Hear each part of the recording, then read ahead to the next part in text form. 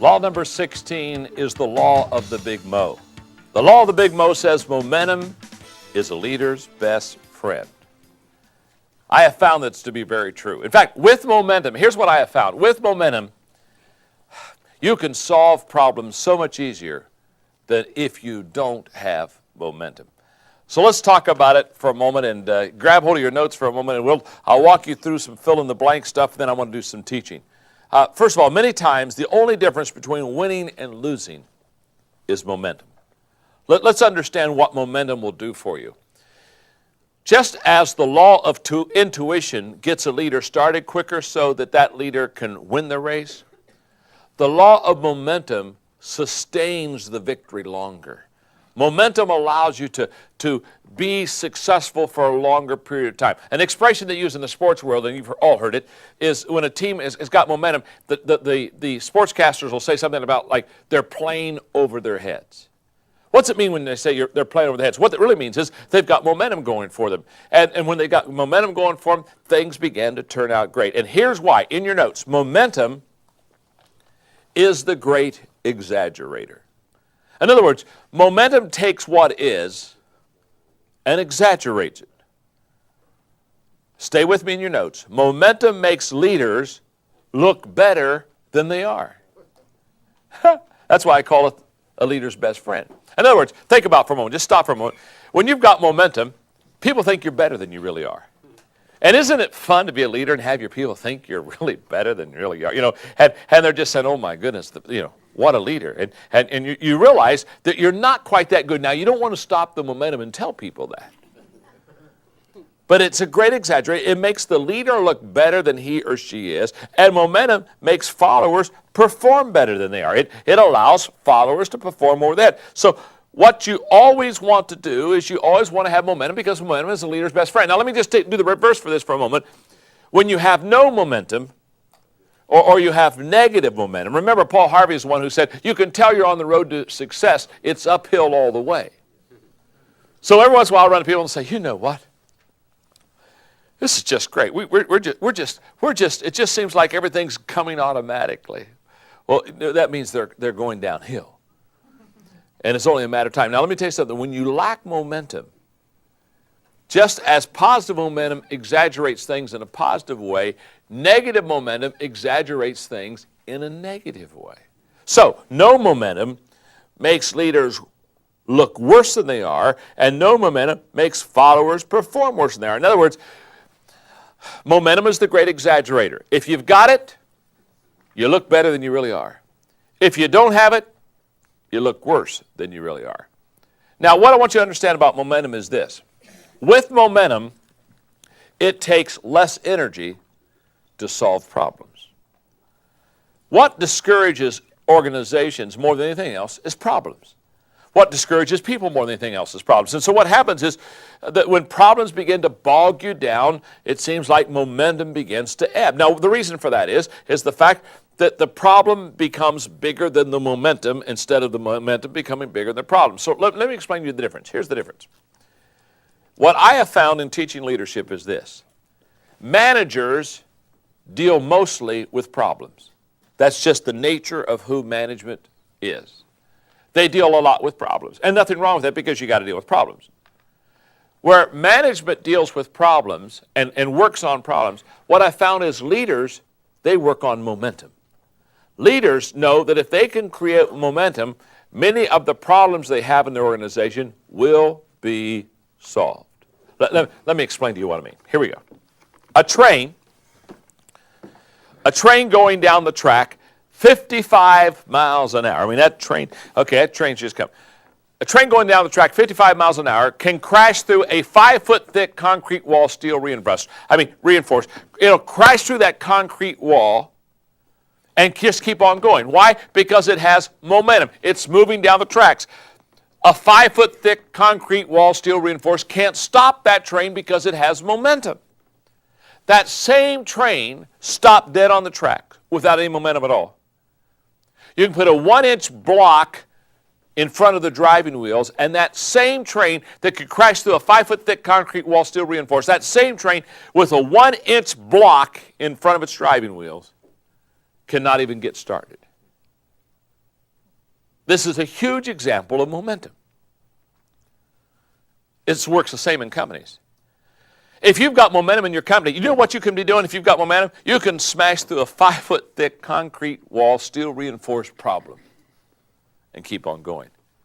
If you don't have momentum in your company, you know what happens? I can promise you, if you don't have momentum in your company, there could be a 1-inch problem, and you can't even get started. That's why I tell people all the time, your problem is not your problem. In fact, the problem is, people think the problem is the problem. And the problem is not a problem, but because you think the problem is the problem, you work on a problem that's not a problem, and the problem wasn't a problem, now becomes a problem, not because it was a problem, but the problem is you didn't know the problem wasn't a problem, so the problem that was a problem has become a problem because you didn't know the problem wasn't a problem. So now you have a problem that wasn't a problem that is now your problem because you didn't know the problem wasn't the problem.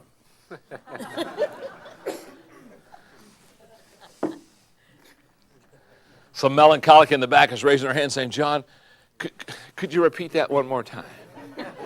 I didn't quite get all of it. I didn't get it. Now, here's what I'm saying, very simple. You can either spend your life working on problems, or you can spend your life creating momentum. If you're going to be a leader, you're going to create momentum, I guarantee you. You're going to create momentum because you know that momentum will solve almost all of your problems. Here's the way this works. Momentum will solve your problems, but if you deal with problems, you'll never get momentum. So you've got to get on the momentum side, and leaders understand that. Leaders realize that you've got to work on momentum. If you want to be successful, you've got to work on momentum. That's just where it is. So, because see, there are two kinds of people, and this is so important. It's in your notes because I want you to be sure to get it. There are two kinds of people. First of all, leaders are like thermostats. They control the temperature. And followers are like thermometers. They record the temperature. And you got to ask yourself the question, am I going to set the temperature? Am I going to create momentum as a leader? Or am I basically going to go around and record what the temperature is like most followers? And this is a very important issue. So what I want to do is I want to talk to you about if momentum is so important because it helps solve most of the problems in the organization, how do I, as a leader, create momentum for my company? How do I create it for my department? How do I create it for my organization?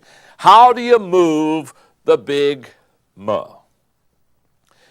In the Laws of Teamwork book, one of the 17 laws of teamwork that I write about is the law of the big mo. I talk about morale. I talk about high morale. And you know what I say about high morale?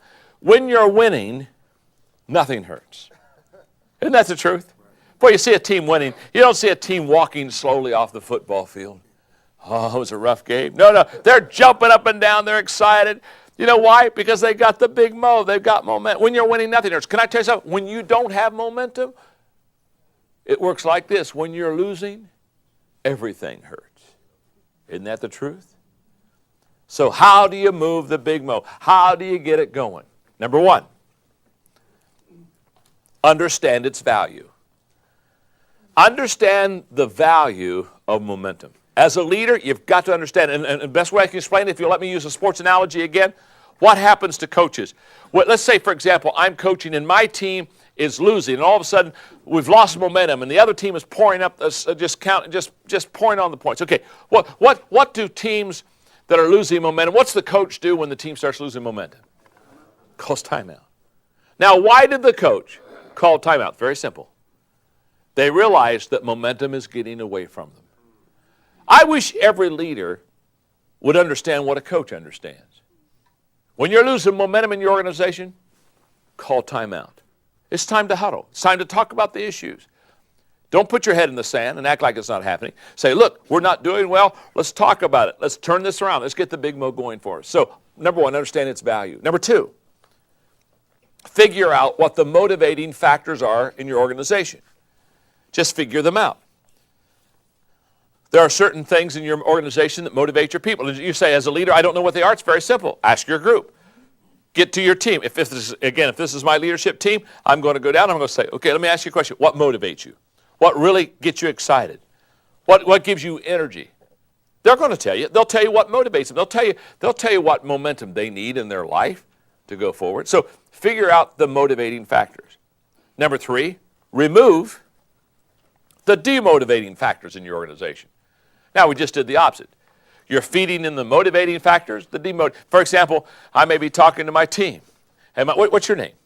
John. I may be talking to my team, and I say, okay, John, let me ask you a question, John. What demotivates you? And John might say, you know what? In our company, it takes too long for me to get an answer.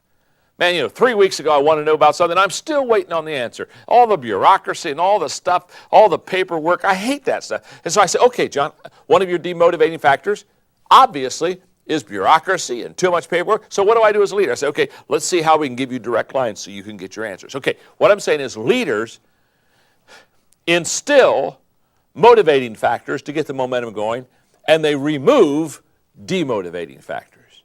Number 4, schedule times for direction and celebration. In other words, when you win, have a party. And when you have the party, always give them direction for the next step. One of the greatest mistakes I find in celebrating is too many organizations celebrate, and it's just an end in itself. When you have a party over a victory, at the end of that party, say, you know what? Let me share with you where we want to go next. Always give direction at your celebration times. Always say, this is our next level. This is where we're going to go. Because the people already have momentum. They feel they can win. They feel successful. They feel good about themselves. They've got a victory under the belt. That's the time to give them the next challenge. Number 5, recognize and honor people who move the ball forward. Very simply put, find the people who move the ball forward, give them the credit, recognize them, get them up in front of the people. Very important. And by the way, if they're not moving the ball forward, don't applaud. It amazes me in so many organizations how we affirm people that aren't doing a good job. You've never seen a coach, when a ball player fumbled, stand on the sidelines and clap and say, "That a way to go." No. So you recognize and affirm those who are doing the job. And number 6, practice what I call character leadership. And I would define character leadership this way. Character leadership is when I lead with enthusiasm and hope, and the future doesn't seem very bright. In other words, the average person, when things don't look good, they sag. Leaders, they suck it up and move forward and get positive, and they lead whether they feel good or not. Quit waiting to feel good to lead. Quit waiting for your first victory. If you've had a loss, put it behind you. Keep going. Have character leadership. Understand that as you go, so will the team go.